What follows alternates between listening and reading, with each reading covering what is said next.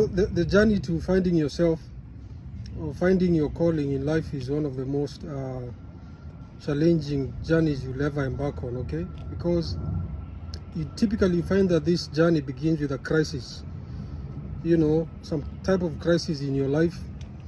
You find fires everywhere in the places where you found comfort. And so typically what us human beings do is now we prepare ourselves for the journey and we pack up all the things we need that we think that will be necessary for this journey.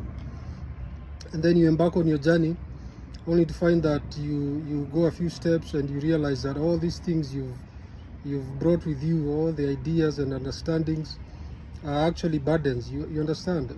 And then you realize very quickly that you have to share some of these things. You have to really drop everything that you brought with you to give you sustenance for the journey, okay? And then you find out now, after you've shared everything, you realize you actually don't even know where you're going. You know, you don't know where you're going, and you don't know how long this journey will take. You understand? So this is where the biggest challenge comes in. You don't know where you're going, you don't know how long it will take, but then you also have to keep on walking because you left fires and crises behind you. You cannot go back. You understand? So this idea of not knowing, you know, it's a blind journey. This is the most challenging thing. And I mean, if you think about it, you realize actually it's a journey of faith. You know, without faith, you can really not you can really not find yourself.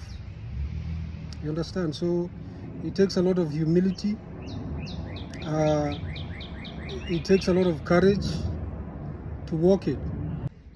Yeah, so in essence, this is a journey of faith, right? Because without faith, it is impossible to please God. And the journey to finding yourself or finding your calling, in essence, is just a journey of finding God within yourself. So it takes faith, you know, believe and keep walking. Don't look back because there's nothing to go back to. You know, everything is ahead of you. And just believe and trust, okay? And ground yourself in God, in His Word.